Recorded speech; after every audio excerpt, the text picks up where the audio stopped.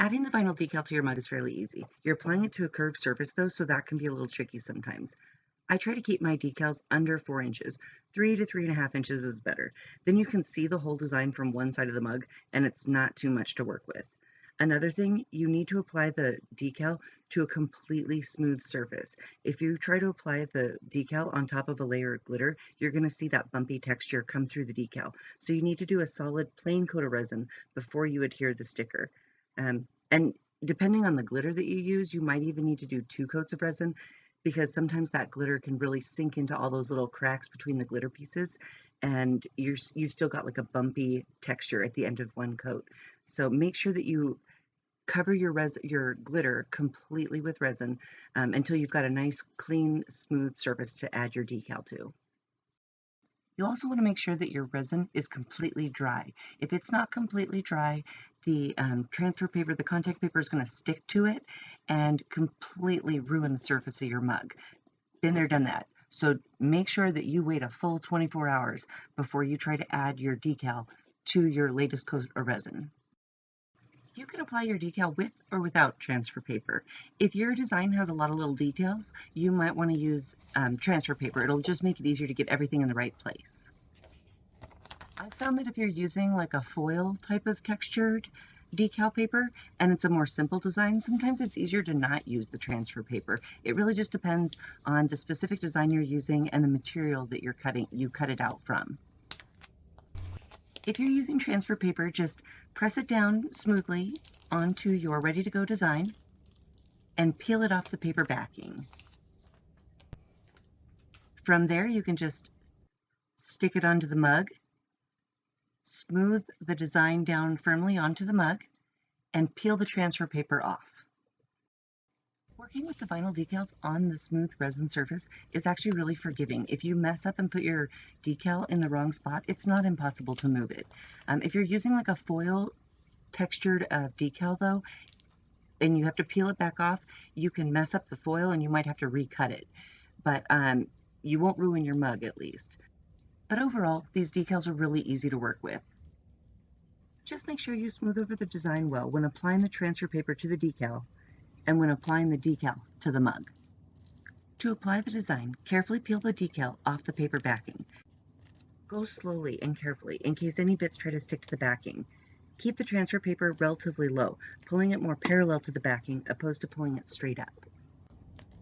Test the area you plan to add it to by running your finger over it and making sure that it's all smooth. Start with one end of the design and adhere it to the mug, then roll the rest of the design onto the mug carefully. This will help you navigate the details of the design over the curved surface. You can also adhere the center of your design first and then work your way out to both sides. And this is what I would recommend if you're working with like a longer name or a larger design, because it'll help you keep it centered. And then everything else will just naturally fall into place along the curves of the mug. Once you've applied your decal, you'll still need to seal it in with more resin before it's finished. I'll cover that in the next lesson, but first I want to show you some more decals.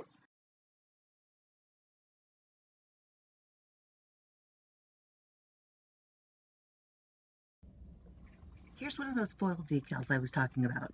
See how they're pretty sturdy? They're really easy to apply without transfer paper. Just remember that this material shows and reflects, so if you create a crease or a fold on your decal, you're going to want to recut it. You're never going to get rid of that fold, and it's going to reflect every bit of light that hits it, and it'll stand out like a sore thumb.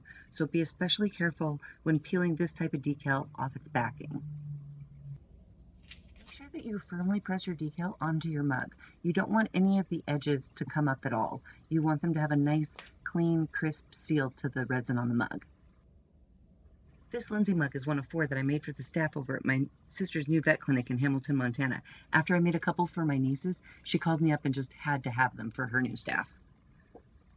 I made 4, one for Nicole, Courtney, Lindsay, and Dr. Emily. Like I said, this decal stuff's pretty forgiving. I dotted my I not quite right and wanted to move it, and it was no big deal to pull off and scoot over and stick back on. Decal was fine, mug was fine. So this stuff's pretty easy to work with.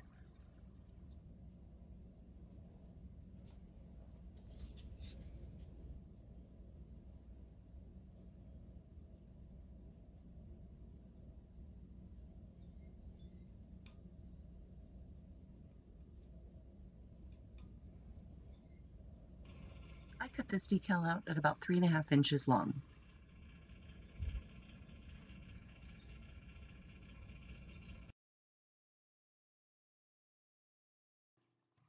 Here's a quick look at the one that I made for my sister. She's a vet and just opened up the new Skalkaho Creek Vet Clinic in Hamilton, Montana, and I wanted to make her something special. I designed this decal for her using her professional nickname, Dr. Emily. It's about 3.5 inches wide. Her favorite color is purple, and she liked the black mug that I used on her daughter Kirsten's mug, so this is the base that I used for hers before adding the decal.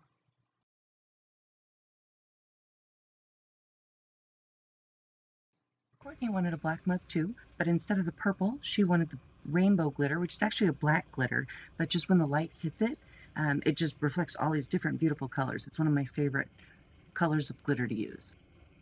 Here's the mug that I made for Nicole. Nicole's not too into glitter, so I used a beautiful blue mica powder to make hers. This adding the decal process is exactly the same, whether you're doing a glitter mug, a printed decal mug, a mica powder mug, whatever. Here's some other pictures of the mugs that I made for the staff at the Skalkaho Creek Veterinary Clinic.